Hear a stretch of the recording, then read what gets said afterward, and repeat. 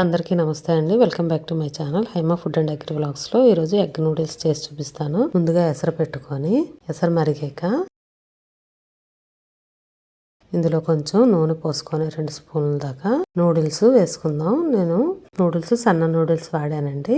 ఒక 2-3 నిమిషాలకి ఒకసారి చెక్ చేసుకున్న తర్వాత ఉడికిపోయిన తర్వాత కన్నాల గిన్నెలో వేసుకొని ఫిల్టర్ చేసుకొని కోల్డ్ వాటర్తో కడుక్కోవాలి. నూనె ఎందుకు వేసుకోవాలంటే స్టిక్ అవ్వకుండా ఉండడం కోసం నూనె వేసుకోవాలండి. ఎగ్ నూనె పోసుకొని 3 గుడ్ల దాకా ఎగ్ బురుజులాగా చేసుకుందాం.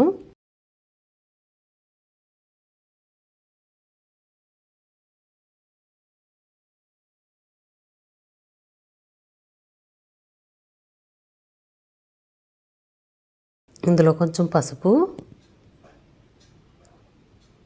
ఈ ఎగ్ సరిపడగానే సాల్ట్ వేసుకోవాలండి.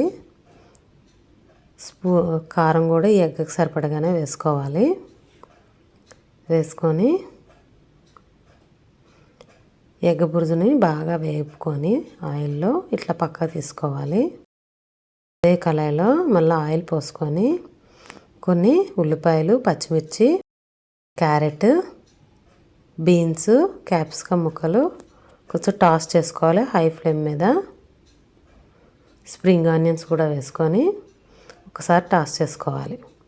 టాస్ చేసుకున్నాక సోయా సాసు 1 స్పూన్నర దాకా వేసుకున్నాను. సాల్ట్, వెనిగర్ వేసుకొని కొంచెం ఫ్రై అవ్వనిద్దాం.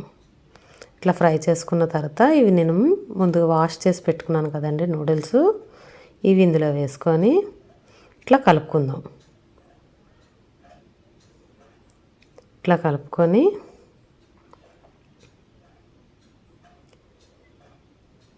దీనికి సరిపడగా కారం వేసుకోవాలండి. కారం, నూడిల్స్ మసాలా, మ్యాగీ మసాలా వేసానండి. నూడిల్స్ వేసుకొని ఇట్లా ఒకసారి కలుపుకుందాం.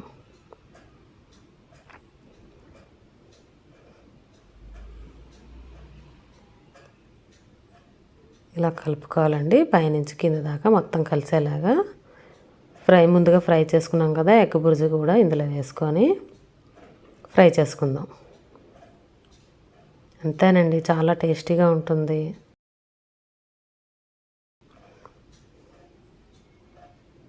ఇలా చేసుకొని రైస్ నూడిల్స్ అండి ఇవి, నేను తెప్పించినవి, మైదా కాదు. ఇలా కలుపుకొని సర్వ్ చేసుకోవటమే.